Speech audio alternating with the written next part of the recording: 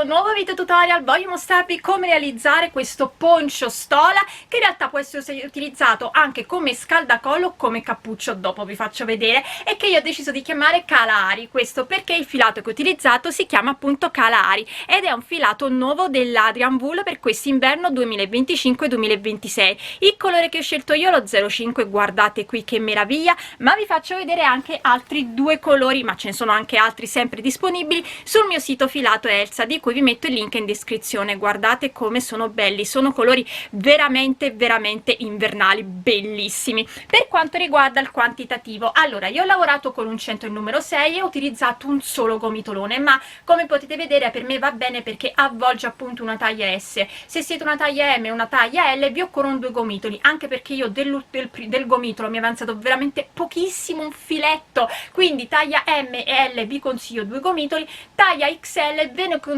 consiglio tre, perché ho paura che con due gomitoli forse vi viene comunque un po' troppo stretto, e se volete come me comunque sentirvi liberi di gesticolare è meglio farlo un po' più largo, quindi vi consiglio tre gomitoli. Con quello che vi avanza del terzo potete fare con lo stesso punto una sciarpa più piccola da indossare in qualche altro outfit. Come vi dicevo, io in questo momento lo sto indossando come poncho, quindi mi copre qui sulle spalle perché comunque ho un collo, una maglia a collo alto, e posso utilizzarlo anche in casa oppure in ufficio oppure sopra una giacca più stretta, quindi anche un cappotto. Però come vi ho detto possiamo utilizzarlo anche come scaldacollo in questa maniera, guardate qui dietro mi copre benissimo e anche avanti, quindi possiamo utilizzarlo come scaldacollo, bellissimo, o anche come cappuccio. Questo perché è abbastanza lungo da poterlo alzare, rimanere dietro comunque coperto, ce lo aggiustiamo un po', ecco qua, così in questa maniera, e quindi in questo momento io lo sto usando anche come cappello oltre che come scaldacollo,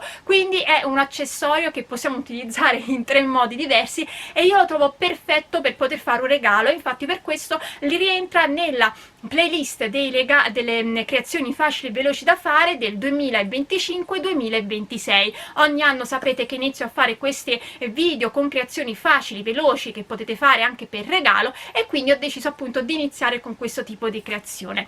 Il punto non si vede, scusate, mi sono dimenticata di farvelo vedere perché si nota tantissimo il colore, ma il punto forse non si nota tantissimo. È un punto semplicissimo, è un giro che va sempre ripetuto, quindi anche per chi non è esperta è facile da fare, e si tratta di fare un rettangolo che poi appunto va cucito. E io vi dico quanto l'ho fatto largo il mio, sia in altezza che in lunghezza, e i consigli per le taglie più grandi delle mie. Detto ciò, spero che anche questa creazione vi piaccia, che desiderate realizzarla, e se è così come sempre mi raccomando mandatemi le vostre foto o sulla mia pagina Facebook Uncinetando con Elsa, o sul gruppo Facebook La Libertà di Uncinetare e Sferruzzare, oppure potete taggarmi su Instagram dove mi trovate come Elsa Faccio o Filati Elsa, e noi come sempre ci vediamo per il prossimo video tutorial. Per realizzare il nostro poncio scaldacollo con cappuccio, a seconda di come volete indossarlo, ve l'ho fatto vedere all'inizio del video, io utilizzerò il filato dell'Adrian Wool linea Kalahari. Il colore che ho scelto io è questo, che è il 05, ma qui vi farò vedere lavorato con un filato a tinta unita, lavorando sempre con l'uncinetto del 6,5, che è lo stesso con cui lavorerò il filato. Questo perché il gomitolo che ho iniziato io iniziava con il nero e quindi non si vedeva assolutamente il punto, quindi ho deciso di utilizzare un filato a tinta unita che devo comunque utilizzare per un'altra creazione, in modo tale da farvi vedere bene il punto. Allora, come vi dicevo, io lavorerò con l'uncinetto del numero 6,5. La lavorazione che andiamo a fare si ottiene su un multiplo di 6 a cui va aggiunto una catenella. Io ho montato 37 catenelle. Montando 37 catenelle ottengo una larghezza di 42 centimetri. La larghezza di questo rettangolo che dobbiamo fare, la larghezza deve corrispondere all'altezza del vostro poncio o scaldacollo, quindi io vi consiglio per una taglia M e una taglia L magari di andare a mettere solamente uno, massimo due motivi in più rispetto a me, non di più,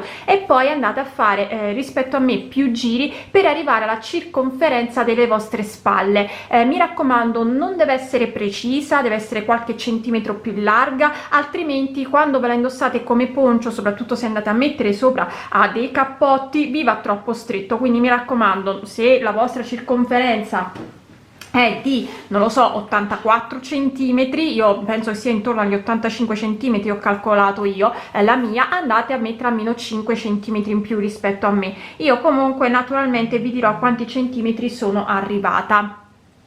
Quindi, come vi ho detto, io vi farò vedere un piccolo campione, sempre lavorando con il 6,5, e andiamo a realizzare 3 catenelle che sono sta prima maglia alta e una catenella di separazione. Prendo il filo, entro nella prima catenella di base e vado a fare una maglia alta. Quello che faremo adesso lo faremo per tutto il giro. Salto 2 catenelle, entro nella terza e vado a fare una maglia alta, una catenella, rientro, 3 maglie alte, quindi 1 2 3, salto 2 catenelle, entro nella terza e vado a fare una maglia alta, catenella, rientro, un'altra maglia alta, e si ricomincia da capo. Salto 2 catenelle, entro nella terza e vado a fare una maglia alta, catenella, rientro, 3 maglie alte, quindi 1 2 e 3. Salto 2 catenelle, entro nella terza e vado a fare il mio ventaglio, maglia alta, catenella, rientro, maglia alta. Devo fare questo per tutto il giro, quindi salto 2 catenelle, entro nella terza e vado a fare maglia alta, catenella, rientro, 3 maglie alte, 1 2 3, salto 2 catenelle, entro nella terza e di nuovo il mio ventaglio, maglia alta, catenella, rientro, maglia alta. Facciamo un'ultima volta insieme, salto 2 catenelle, vado nella terza e vado a fare maglia alta, catenella, rientro, 3 maglie alte. Per terminare il giro, quindi questo è quello che dobbiamo ripetere per tutto il giro, per terminare il giro salto 2 catenelle, entro nella terza e vado a fare maglia alta, catenella, rientro, maglia alta. Le catenelle in più le possiamo andare a togliere. Sapete che quando vado a fare i giri di andata e ritorno preferisco fare sempre qualche catenella in più che in meno, e quindi vado a togliere in questa maniera. Questo è il giro che dobbiamo ripetere, ve lo faccio vedere andando appunto a fare il primo giro. Ci giriamo con la lavorazione, entriamo dentro e andiamo a fare una maglia bassa e 2 catenelle che sono sta prima maglia alta. Io preferisco fare in questa maniera perché così, come potete vedere, si vede meno l'effetto dello scalino se andiamo a fare la maglia bassissima prima, e poi andiamo a fare catenella di separazione, rientro, maglia alta. Vado dove ho l'archetto di una catenella tra le 3 maglie alte, la maglia alta, e vado a fare di nuovo maglia alta, catenella, rientro, 3 maglie alte.